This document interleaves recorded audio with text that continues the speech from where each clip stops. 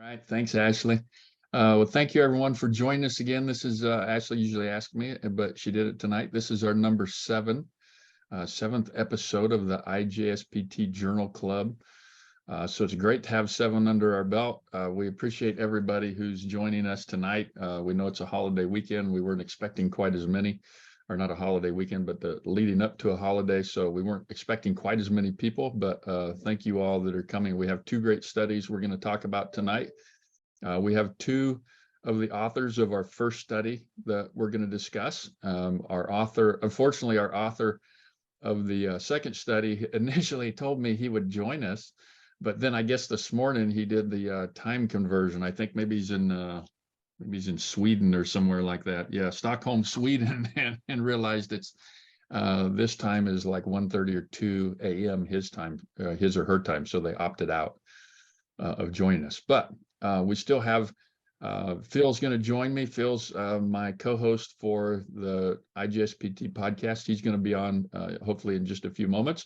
And luckily, we have our special guest with us tonight who accepted to join us tonight, Tim Hewett. And I don't know if he really needs any introduction or not, but I'll let Tim, do you mind telling people about if there's anybody, if there happens to be anybody on this episode listening that doesn't know you, do you want to tell them who you are and what you're famous for?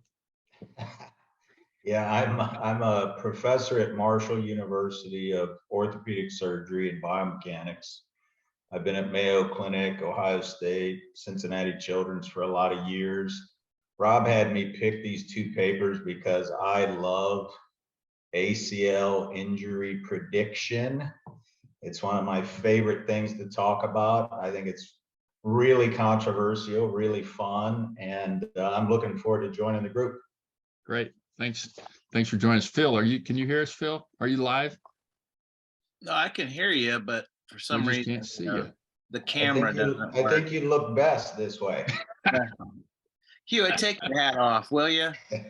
Show us what's really underneath there. The gloves are coming off. The gloves are coming off already. This is great. I apologize. My camera is not working. I'm usually the guy that has the camera on. I'm Phil Page from Baton Rouge, Louisiana at FranU, research director.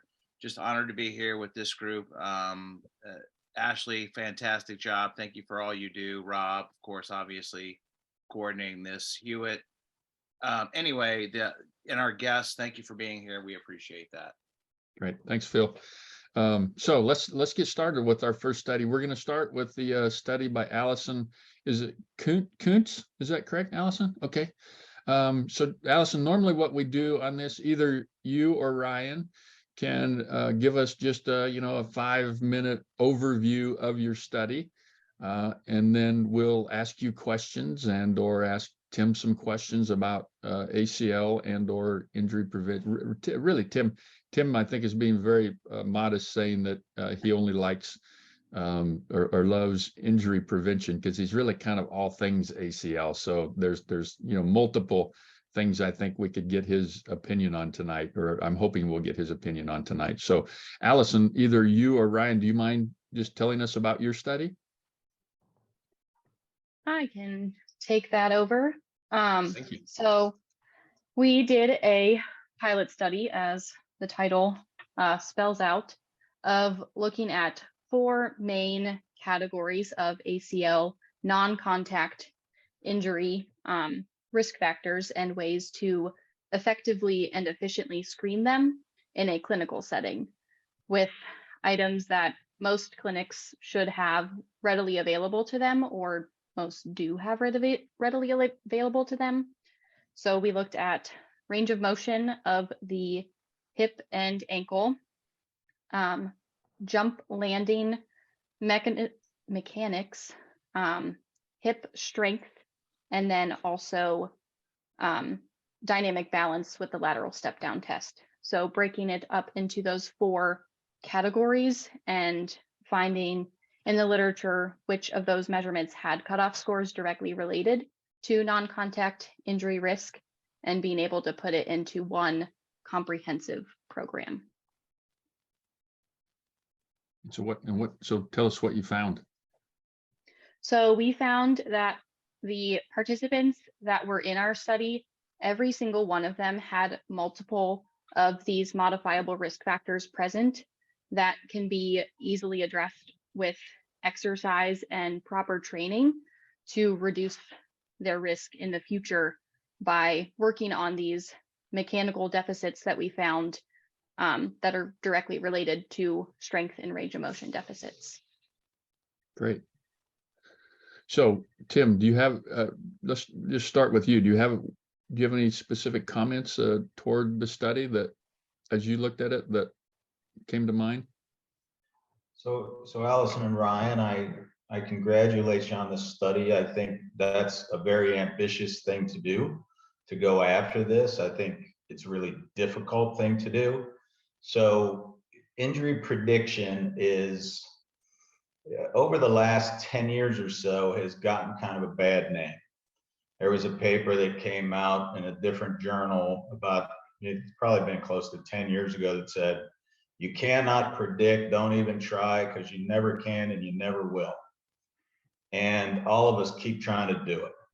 I kind of liken it to, these meteorologists that you watch every night on TV, and they predict the weather, and sometimes they hit it and sometimes they don't.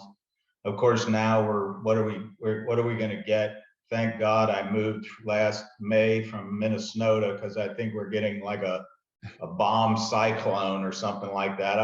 I thought you had to have an ocean to get a bomb cyclone, but I heard that on the news last night from somewhere up north there. So do you guys think it's even valid and worthwhile to try to predict these injuries in athletes? Yeah, so I do think it's worthwhile to look at some of these metrics that are out there to see if they can be a useful tool to see if somebody is at risk. Like you said, it's been kind of an issue through the literature through the years, but I think ours is like a pilot study to really kind of see if something can be put together that's comprehensive and feasible that could be in any clinic setting. I think there's more literature that needs to come out, obviously, in the future that would then we'd have an enough statistical significance with enough participants to actually predict a model. But I think there's something larger that needs to come out from a study wise to kind of do that. But I do think there's probably something there that does need to be looked at. I don't know if we have the right pieces of the puzzle yet to solve that equation. So I think more literature needs to come out for that. So Ryan, when you're saying you don't have the right pieces of the puzzle, are you meaning that you didn't look at the right factors, or there's other factors you should look at? No, I think overall, I think what I mean by that is I think something larger in the literature needs to come out from. So if somebody were to take this study that we have from a pilot standpoint and to look at, if they were saying, well, these are the factors that they found that everybody was at risk, do we need to have this on a larger scale? That probably something bigger needs to come out. That's what I mean by pieces of the puzzle. So maybe these factors are good pieces, but there's probably a larger equation that needs to happen. So Ryan, I noticed, I questioned the range of motion variable. I know that's the one that you guys focused down on and said, this is what we think is important, because I think mainly it was because when you looked at these, was it 14 kids, 15 kids, that you said, hey, these are the ones that a lot of these kids have this risk factor. Now, the reason you guys focused on range of motion was that you looked at the literature, and in the literature there were cutoffs for range of motion. Is that correct? Yeah, so that's kind of an area we looked at previously in the literature to find that there were certain range of motion deficits that were correlated, that actually that showed that for ACL injuries that were kind of correlated with that. Allison, do you want to elaborate on that a little bit more too? Yeah, so in addition to finding the studies that specifically looked at them associated with non-contact ACL injury risk, one of our other studies looking at the scores on the lateral step down test, also associated with limited ankle dorsiflexion range of motion, can impact their quality of movement. So there was another piece of limited range of motion impacting the dynamic stability and ability to have good quality of movement, which is also associated with that non-contact ACL injury risk. Have you seen that? You've seen that there before, right, Tim? I mean, that's been described before. You know, ankle dorsiflexion range of motion. So we looked at that in our prospective studies, and we've looked at thousands of kids. I mean, we've reported on hundreds of kids, both from primary injury risk prediction and the secondary injury risk prediction. The only range of motion thing we've ever found as a predictor for future ACL injury is knee hyperextension. We did a case control cohort led by Greg Meyer, and basically what we showed is if someone went into high levels of hyperextension, 10 degrees plus knee hyperextension, that case study, they had a greater risk relative to controls of having an ACL injury. That's the only one we found. No, on all of our other studies, we actually had Mark Paterno, who's a really experienced PT, doing all of our range of motion tests, and very repeatable, reliable. We made all those measurements, and we could never find these other range of motion factors as predictive. If Ryan and Allison could sort of summarize for us what is actually in the literature demonstrating these other factors that you focused on, that would be helpful.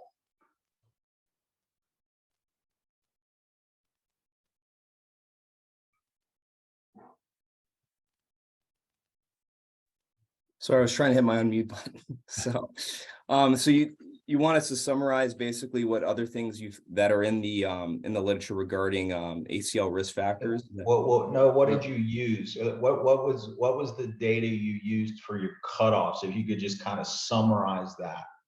Are you asking for all the other things they looked at, Tim, or just the range of motion? I'm just range of motion. Yes. Yeah. I'm just focusing on range of motion here. Allison, did you want to continue with that? Yeah, so the two articles that we found were the two by Vandenberg, and the other one was Walstead, and they were both looking at, they separated into the hip rotation correlating with the ACL injury risk, and then the separate one of ankle dorsiflexion and injury risk. So we did find in the literature these cutoff scores, but off the top of my head, I don't remember the exact statistics of percentage of correlation between the two. And do you remember what the cutoffs were for the two that you used? I do have that. I'll be honest, I'm skeptical about these range of motion measurements, both their reliability, validity, and predictive validity. So for the hip external rotation, it was below 30 degrees, and then the combined rotation of less than 75 degrees. And then for the weighted ankle dorsiflexion, it's below 41 degrees. So so they're tighter. Basically, they both have decreased range of motion. Yes. That's what it sounds like. And when you described yours, Tim, with hyperextension, they had excessive greater range of motion. Yeah. Again, why I'm a bit skeptical on these measures. And another question for you guys is, so you said range of motion. So you said we looked at neuromuscular and modifiable neuromuscular and biomechanical factors, and here are the four core categories, and one of them is range of motion. Is range of motion a neuromuscular or biomechanical factor that's modifiable? No, it wouldn't be a neuromuscular or biomechanical factor. It'd be an inflexibility impairment that could be I mean, it depends on your perspective, right? Does the impairment lead to dysfunction that you're worried about from a functional standpoint, or is it or are you saying just the table measurement of the inflexibility? So I guess it depends on your perspective to answer that question.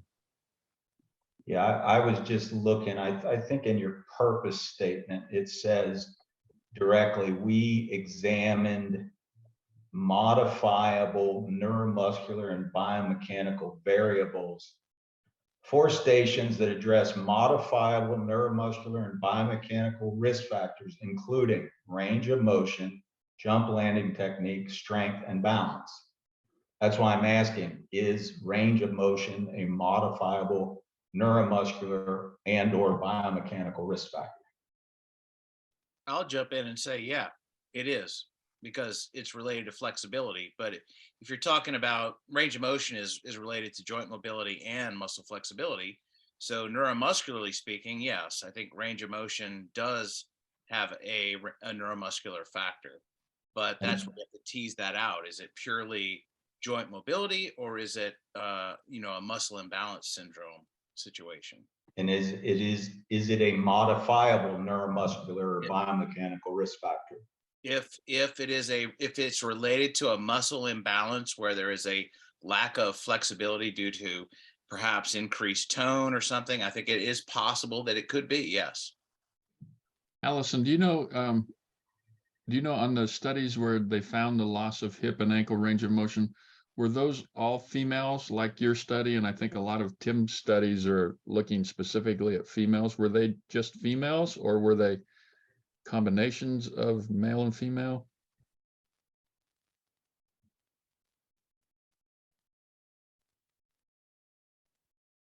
Off the top of my head, I do not recall that, but I will, as Okay. the conversation carries on, I will find an answer for you.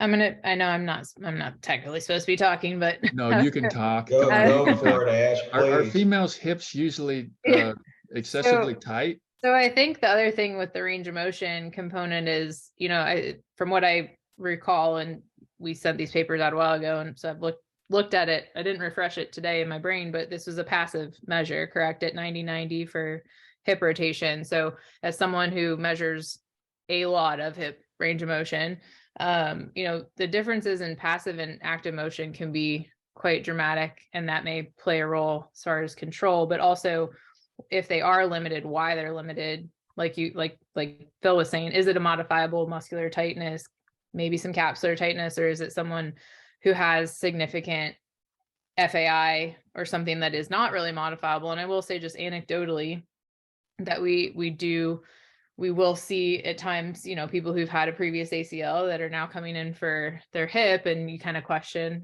was maybe their biomechanics of the fact that they had impingement and limited hip range of motion, did that potentially play a factor in their previous ACL injury? And that's there's really, at that point in time, we can speculate that, but can't necessarily prove it. However, I will say generally females tend to have better mobility of their hips than males overall. And 70 degrees total arc of motion is normal for most hips. So go ahead, Phil. Yeah, jump in here. I just wanted to commend you guys on this paper, because it is difficult to do anything like this and get it published, as Tim was saying earlier. And it seems like you had a lot of students involved in the data collection, which I also applaud in that. And at the same time, we have to look at that and question the reliability of the student measurements as one factor that we just have to consider. There weren't any ICCs measured here to look at reliability, but that's okay. I just hope that people, as you did in the title, you called a pilot study, and that's great. One of the things that I like to do in these journal clubs is to really focus more on the study design and what clinicians should look for when we use these types of studies. What's a good study? How do we interpret the results? One of the great things I want to point out to our listeners is that when you see pilot study, I never want to see any statistical inferential statistics at all. I should only see descriptive statistics in a pilot study. And a pilot study means that it's underpowered, to lack the statistical power to make inferences towards a population. So I just want to go ahead and say, first of all, kudos to you guys for not taking 15 people and trying to infer, statistical significance on this. At the same time, when I see a feasibility study, what I do want to see is, well, let's talk about the feasibility. You guys talked a little bit about it in terms of what it would cost for other, kinds of tests and things. But when I think about feasibility in the clinical level, it's kind of like, what's the time consumption? What's the expertise consumption? What's the equipment consumption? So I would have liked to have seen a little bit more of that in a feasibility study. And obviously, as you had talked about, Ryan, earlier on, we just need to carry this through and say, are these groups of tests, while it's feasible to do these tests in this population, are they really predictive? Or as Tim would say, do they really tell us if it reduces risk rather than prevent injury?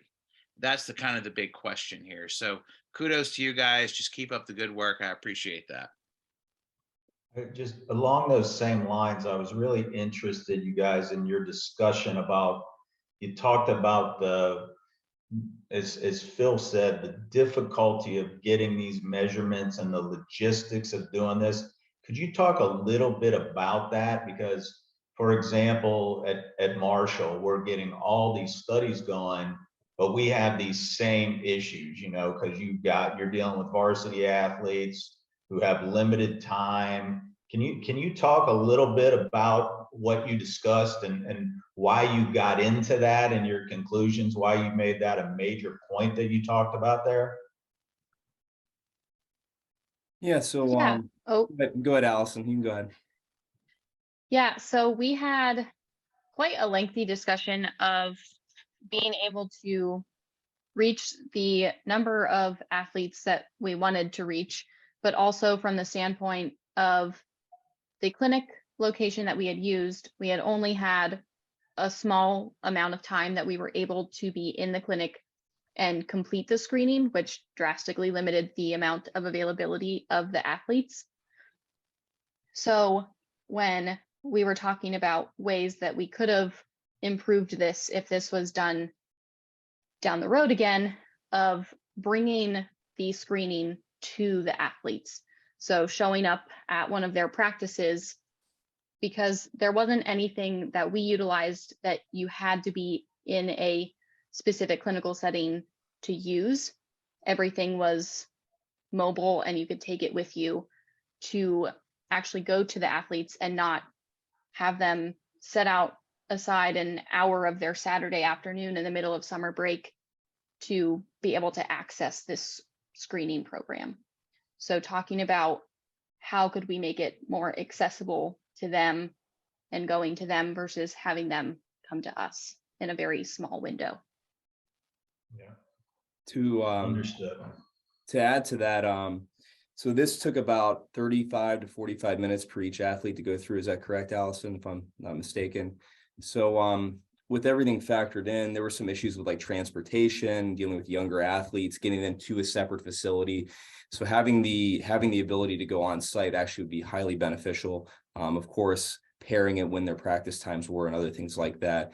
This was conducted during the summer, during, so there weren't any school schedules, so to speak, like after school hours that we needed to hone in on. But I think a few of those things had to be factored in from a multifactorial perspective on feasibility for conducting a screen like this. Yeah, being able to do it on site would be huge. Is a 35 to 45 minute time frame for screening a reasonable amount of time, or is that too much time? Would you prefer it to be better? What's the optimal amount of time to capture the largest number of athletes and come away with good, solid, usable data? Do you have any opinions on that? We felt that 35 to 45 minutes was really feasible, but we had a lot of testers. So if you have, like, we stuck with one person at each station and had obviously one person going through. So you could have one person start, then the next person go through, and that other person filtering in. And it works pretty efficient that way if you've got the right number of individuals helping with the testing, keeping that same person at that station. So I guess it depends on the amount of power that you have for utilizing other clinicians. If you're doing this by yourself and doing it on a whole team, I think it might be very difficult to get through a full day's worth. How many total stations did you have? We had 4, and then we had 4 There were stations. 4. Okay. Yep. One for range of motion, one for strength, one for jumping mechanics, and one for neuromuscular, like balance. But there might have been more at each station, more than one clinician or tester. Well, we kept the same tester for each station, but we had somebody like also walking people through and other things like that. So. Okay. So Good, Tim, that's helpful. since you are kind of the testing, screening, prevention guru, if you, based on questions you were asking them, and we have, let's see, 75 participants online listening. If we have people that are wanting to do these type of studies, from what you know, what would be the risk factors you would want to key into that you think are most important? And how long of testing do you think you would want to see, or how much testing would be too much? And I mean, how would you divide, if you could devise your perfect study for looking at risk screening and injury prevention, what in kind of a snapshot, what would it look like? Yeah, we actually wrote a paper on this a few years back when I was at Ohio State, and published it in a PT journal. Basically, what we said was you want to stay under an hour. I think people will slate out an hour, obviously. So to stay under an hour, you're going to shoot for in the range of 45 minutes of testing. So then you go from there and you figure out how many stations. Now, we do more stations than that. Very often, minimal of say 6 stations, and we've done studies with upwards of 12 stations. Now, again, that can be pretty involved, but I do agree, and we had similar stations of those. So we would always have a strength. Strength is never the strongest predictor, but it's always fits into the model. So you want strength in there, and you want to look at side to side strength, asymmetries in strength, front to back strength, and you want to be able to do that. Usually we do it on an isokinetic dynamometer, which I think is most valid and reliable.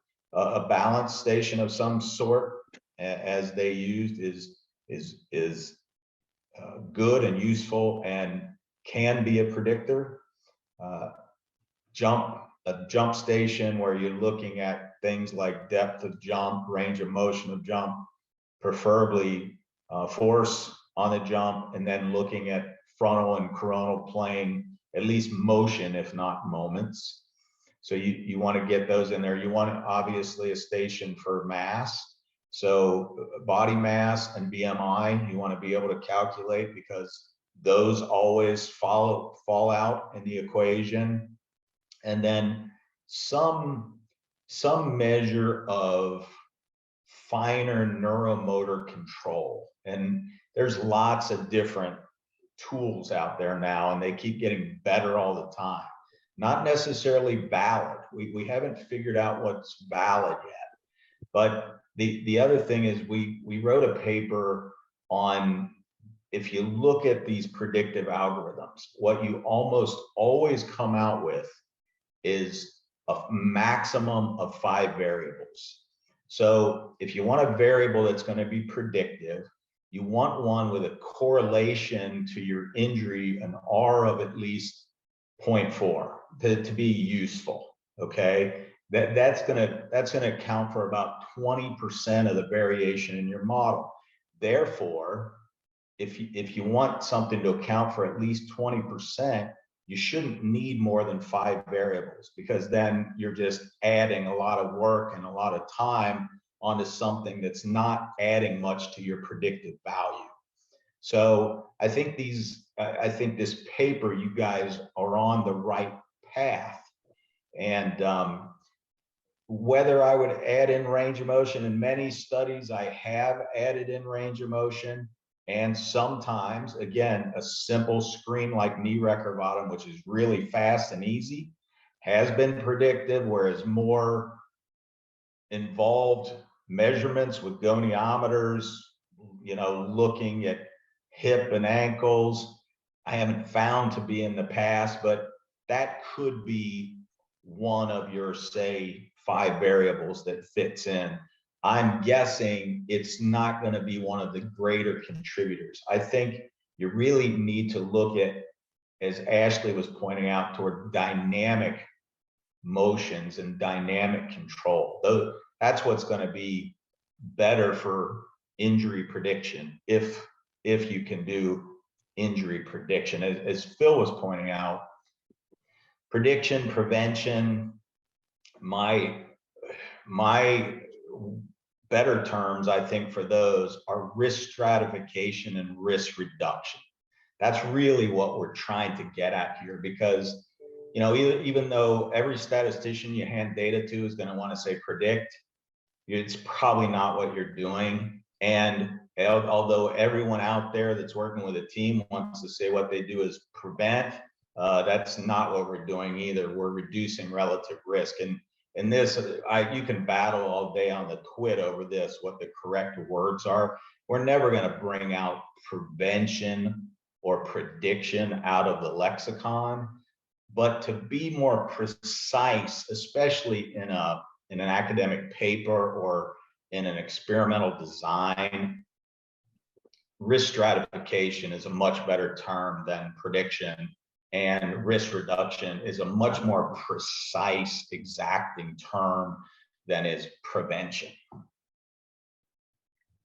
Tim, how much with all these measurements that in this paper, and then also the ones that you additionally mentioned, how much do you think fatigue-based testing of these things is important?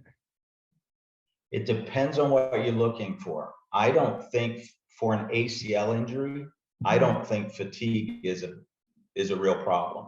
I think people talk about fatigue as a predictor of ACL injury, but if you look at ACL injury incidents, very often it happens very early in a match or game. Yeah. We did meta-analyses of all the existing literature looking at both primary and secondary, and we looked at ACL injuries, we looked at hamstring injuries, we looked at overall lower extremity injuries, and you just don't see that association between, say, time in a match or game and when those injuries occur.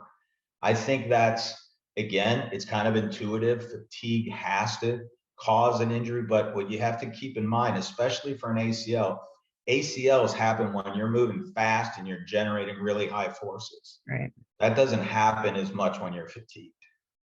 Makes sense. Tim, we were talking about the range of motion potentially being an issue, and your study showing that excessive motion at the knee was a predictor, and the studies they looked at saying decreased hip and ankle motion. What about strength? Is usually when you look at strength as a predictor, is it usually a lack of strength, or could it also be that the person is really pretty strong, so they're going back at really high levels? Does it have to be one or the other, or can it be? It's usually an imbalance. Like in a couple of our studies, and especially this is in recent studies too, we showed that, for example, those athletes, and when we first put this out, this was when I was at Mayo, we did out of our Mayo, our REP, Rochester Epidemiology Project database, we basically showed that those with stronger quads had a greater risk of an ACL tear. Now, really what it's about is imbalance. So when we look at strength as a predictor, what it normally is a ham quad imbalance where you have relatively low ham quad ratio, but especially say if you have one really strong quad on one side and one weak on the other side. So asymmetry side to side, asymmetries front to back, and strength are usually the ones that fall out in our ACL models. Okay. Good point. Good point. So we are we have about 20 minutes left. So we'll start the other looking at the other study. But before we start that, do you guys have any final thoughts or comments? Phil, you're Tim. No, I'm Anything good. with this study? Nope, You're good. all good. Great job, guys. Way to get after it. I love it. Keep predicting. There you go. All right, so let's bring up our second study here. Since the author, Ashley, do you know Ramana by chance? I don't. No, You not don't? personally. Okay. I don't know how to pronounce Ramana's last name. Paisi, maybe Paisi. I don't know. I'd say have the guy from Louisiana pronounce it. I'm sure Phil, how do you? Yeah, that Phil, would how be do the you? most interesting pronunciation. Pusey. It's Pusey. Pusey. Okay, Pusey. That's actually a name of a girl I went to school with, was Pusey. Okay. I knew Bill See? would know that. Yeah. No, and I just, there's not, me being from Kentucky, there's no way I was going to try to pronounce it. Right? Absolutely. Ohio, Tucky, I should say. All right. So our second study is entitled "Psychological Patient-Reported Outcomes Cannot Predict a Second ACL Injury in Patients Who Return to Sports After ACL Reconstruction." Psychological patient-reported outcomes are recommended for use in test batteries to aid in decision-making regarding whether patients are well prepared to return to sports after ACL reconstruction. However, values that should be regarded as pass or fail are still unclear. So their purpose was to identify cutoff values for 3 commonly used psychological patient-reported outcomes that can differentiate patients who suffer a second ACL injury from patients who do not within 2 years of return to sports. Their methods: demographic data, isokinetic strength test data for quadriceps, as well as results for the ACL RSI scale, knee injury outcomes, or KOOS scale, quality of life, function in sport recreation subscales, and the 18-item version of knee self-efficacy scale were extracted from a registry. They used ROC curves for each patient-reported outcome. Accuracy of the cutoffs were presented. They had 641 patients, 355 of which were men. Average age looks like we're 24.8 at time of reconstruction. Cutoff values were not able to differentiate patients who suffered a second ACL injury up to 24 months after return to sport from patients who did not. Additionally, achieving symmetrical quadriceps strength did not improve cutoff psychometric properties. So their conclusions were, since cutoff values could not differentiate between patients who suffered a second ACL injury and those who did not, clinicians should not rely only on cutoff values or single patient-reported outcomes of those analyzed in the study when making decisions. All right, who wants to start? Oh, and we didn't mention, but if you're one of the 73 that are still listening, you're more than welcome to send us questions on the chat or Q&A that we can get to either the authors or Tim. So I'll get started. First of all, they say you cannot do this.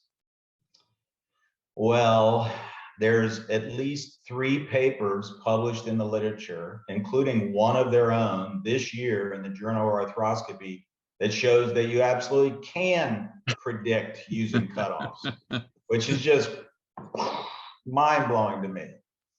So, and I'll have to admit I'm biased because I'm a co-author on papers where we showed the ACL RSI with a cutoff of 76 had an 80% plus sensitivity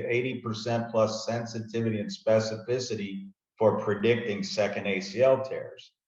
So there's a few things about coming out with a study like this First of all, they go through their methods and they say, we didn't hit our power on our power analysis, right?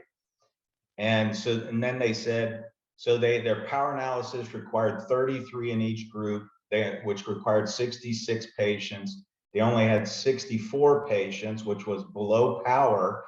And then they said, well, even if we hit that 66, that might not have been enough. And then they say, hey, by the way, we looked at this, and even though there's 3 papers out in the literature that say you can do this, this study shows that you absolutely cannot do this in a study that they know themselves to be underpowered. And that's basically the definition of beta error, to say, okay, we're underpowered.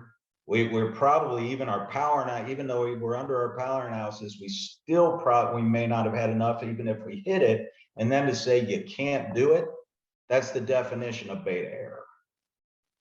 Hey, we have 2 Phil pages on now. We have one with a video and I'm cracking up it doesn't somehow. look like Somehow Phil Page. Andre's on Yeah. as a panelist. Hey, thanks for joining us, Phil. Phil Phil number with 2. more hair. Yeah, Phil with more hair.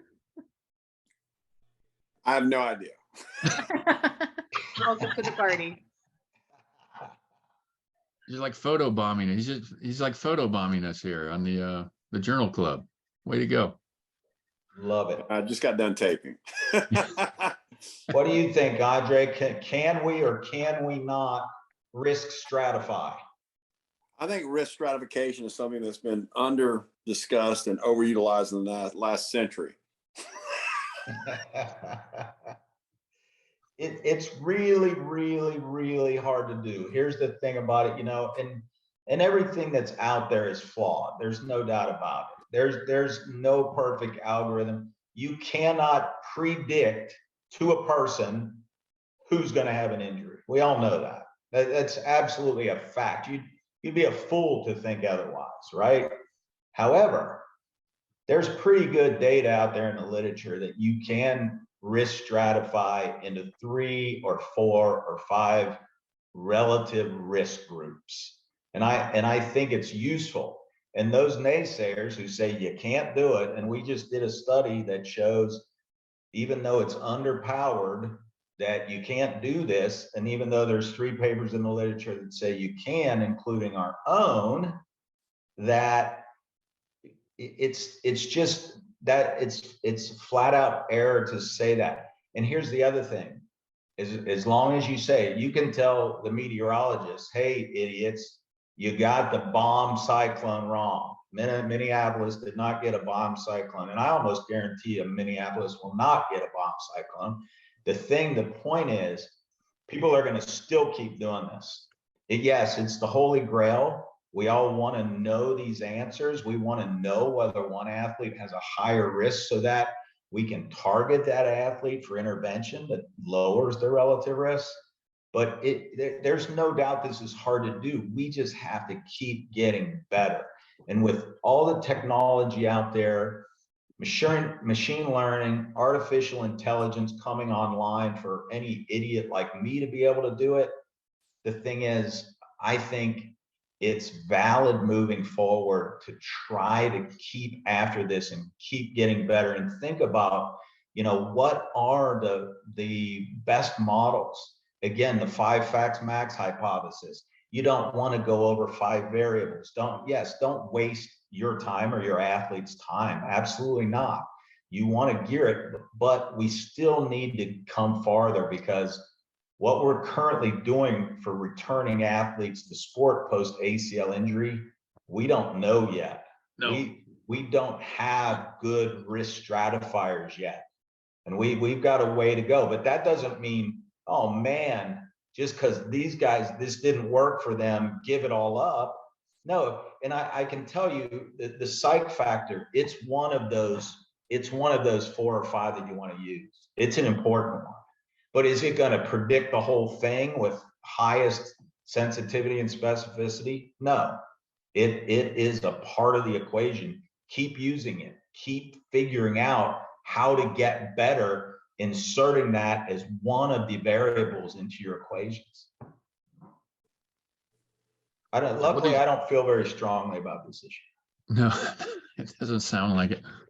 Well, is it really surprising that, I mean, they had, they looked at these psychological patient-reported outcomes, but were these outcomes actually developed to look at second ACL injury risk, or were they developed to look at like fear avoidance and things like that? Yeah, they weren't designed, and that's so what all these studies are is these are prospective studies.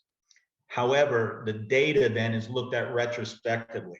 So which means that's not a level 1 or 2 study, it's a level 3 study. So prospectively collected data, looked at retrospectively. So the 3 that we'll talk about here is their data, and they're a great group, by the way. They're in Gothenburg. Great, absolutely great group. They've done this. The group that I worked with in Melbourne, Australia, Julian Feller and Kate Webster, who developed the ACL RSI. And then the other group I work with is the group at Children's, Mark Paterno, Laura Schmidt, that whole group, Ohio State Children's. Well, what we showed in all 3 of those cohorts was that these measures can be predictive. Now, here's the problem. A couple of those showed that those that were the most, that scored the highest, the least fear and the highest confidence, they had the highest second injury rate, whereas the other study from Melbourne showed those that had lower confidence had greater risk. Now, they are walking around on the lower side of the earth upside down, so of course they come up with the opposite conclusion. Now, I do think there is heterogeneity in those groups because that's mostly AFL, and AFL is, so they're mostly male, not mostly female, and that's just the whole animal unto itself. It's a different population. But here's the deal. This is a U-shaped curve here. So what we have is these people, so there's at least 3 classifications. Relatively low risk goes out to moderate risk on your U-shape. And then the problem is that at the 2 ends of the U are those that are really confident, get back really early and blow out their ACL, their second ACL very early. And those that are, if you look at them neuromuscularly, they're a mess, and they're really not confident, and they're really fearful. Their risk is like a third. The other risk of the ones that are really get after it is about a quarter, both bad. But try to predict that. Forget it. Both opposite ends of the spectrum. There's absolutely no way you're going to predict that. But if you can put algorithms together, you could risk stratify at least into 3 groups: that moderate to low, say low risk to moderate, and then the 2 high risk. But it's tricky, especially those 2 high risk groups. Very tricky.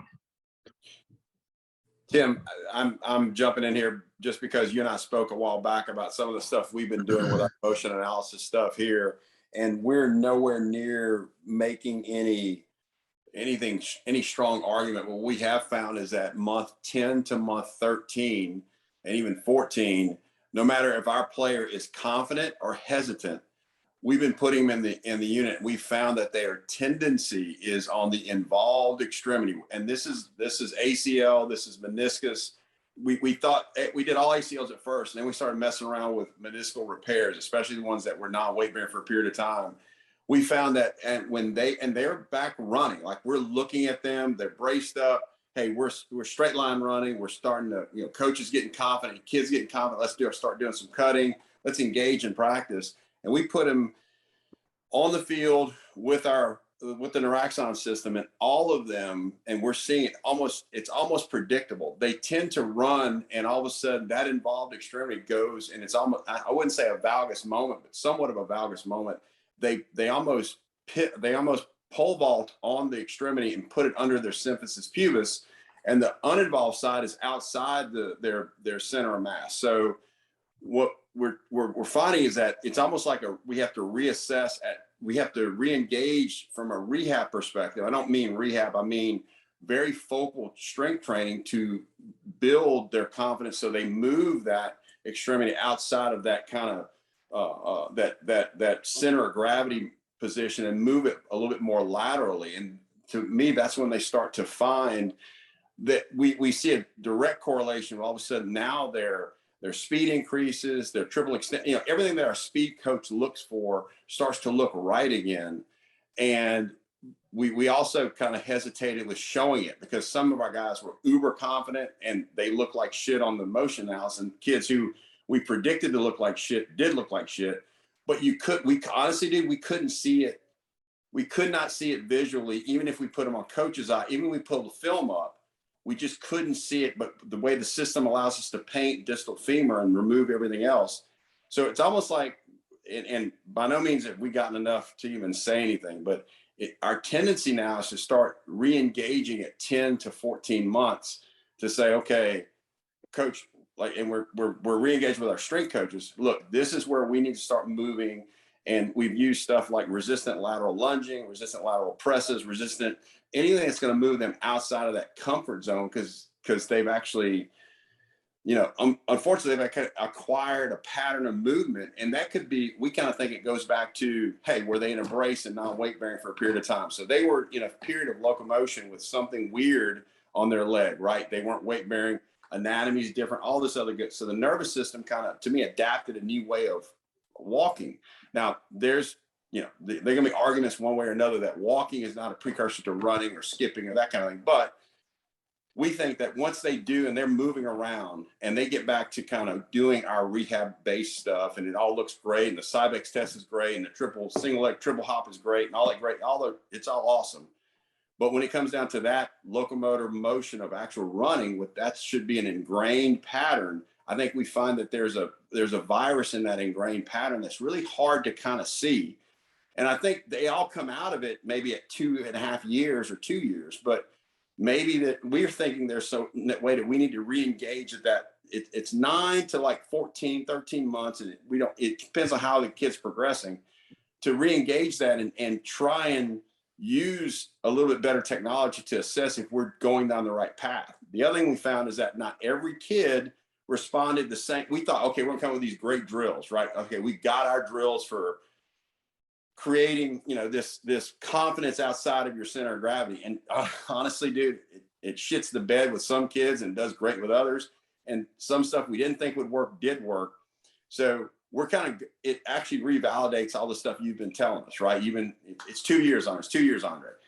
I just kind of think that maybe we're peeling back a little part of the onion that says, yeah, we've gotten confident, hey, they're great at 9 months, coach, we're rolling. And we all fall into that because they quote unquote look good, but we don't look that good. Our eyes aren't that good. And now we're seeing where we paint it right. And if they're confident enough to watch us, we can show the kid this. And Phil's helped me with some of this stuff to kind of re-engage the kid in the right way, to say, look, you're doing great, but we got it's the punch list on the house, which is the most important part of the house. Let's kind of get this. So to me, it kind of falls into what we're talking about. And as far as like predictors, it gets scary because every year now we're looking at folate levels and does that affect soft tissue injury? And, one of our docs just got this huge paper that they just did on monitoring folate levels on kids who are more on the hypermobile or more mobile side kind of things. And, is that something that's a precursor to that? So I think honestly, the more we know we don't know. And some of the new technologies kind of peel back the onion a little bit to make us honestly second guess or maybe just re-guess what we should or shouldn't be doing. And honestly, we're seeing it correlate with total hips, total knees, with general pop. I mean, it's kind of weird. It's the same thing where I think we're in our attempt to fix whatever the hell that means. We tend to kind of build into their brain a different way of moving for a period of time, which may be a long enough time to ingrain a new pattern. And then we say, okay, we're gonna go back and run. Well, shit, running ain't normal if you ask me. It's, some people run like shit and still kind of make it in the NFL. So hey, Andre, hey, what the hell's your question? Andre, you're not even supposed to be on here. Yeah.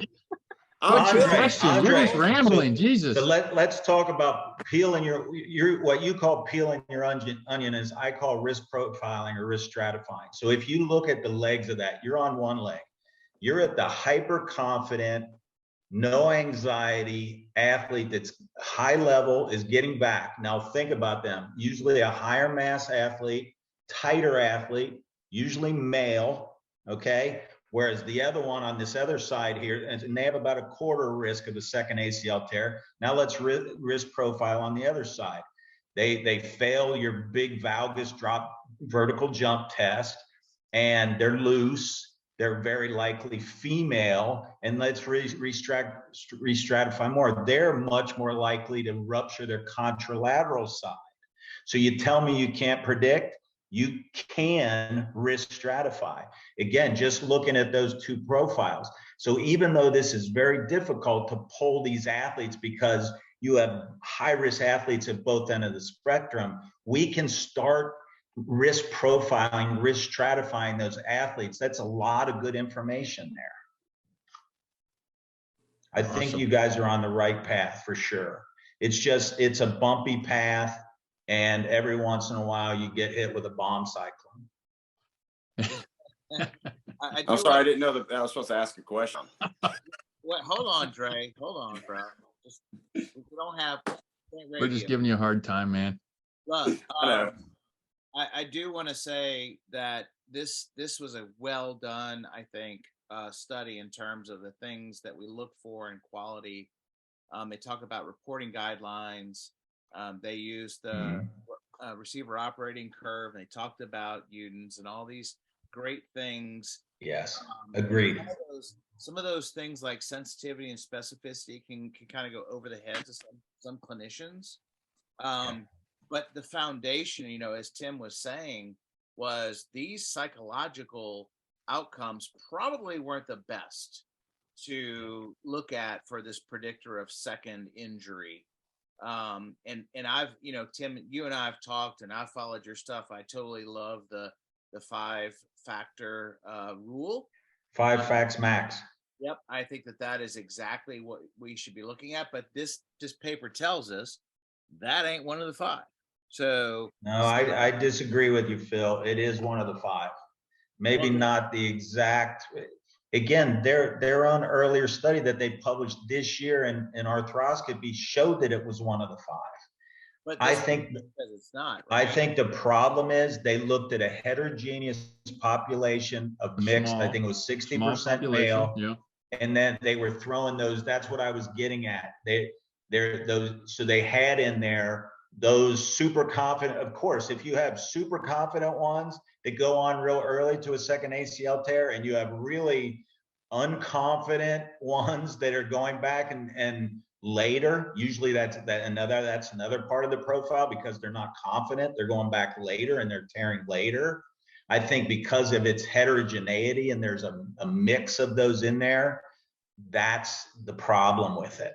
I don't think it's the problem with the tool necessarily. I think the problem is with the population Population of this study. Plus that population of their ACL population or ACL project, they only use 24% of those athletes. That's called selection bias. So I don't think we can rule out those tools yet. My point is, I think psych is one of the important 5 factors. Do we have the very best tools?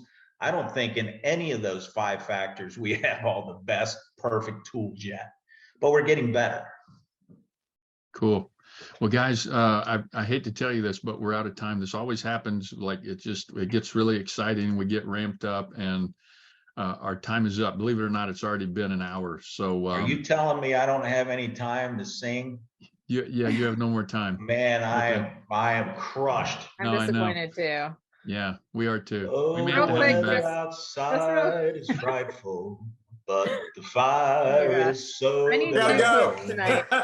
And since you got no place to go, let it snow, let it snow, let it snow. Oh my gosh. Okay. So on that note, on that we'll note, close. real quick, Jason asked a question. I just want to answer it for him. He was saying, can we recap the 5 factors to look at in risk stratification? And I think if I can summarize for Tim, there wasn't necessarily 5 specifics. You just said don't ever look at more than 5 at a time, right? Yes.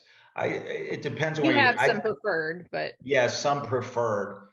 So I would just say real quick, some decent measure of neuromotor control, some decent measure of balance, some decent measure of strength, some decent measure of asymmetry side to side and front to back, and then something psych related. okay, great. Awesome.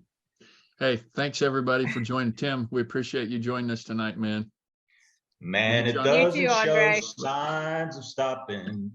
And I brought Oh my some goodness corn gracious. for popping. And my lights are turned way down low. Let it snow, let it snow, let it snow. In the spirit of the holidays. What's Thank you, going man. on? Thank you. Thanks, everybody. All right, thanks guys. We'll see you in Recording will come out. 2023. Have a good holiday. Reviews will come out. Feliz Navidad, mis See you in amigos. 2023. I'm cutting y'all off. I All right. love you, man. Love Later. you, man.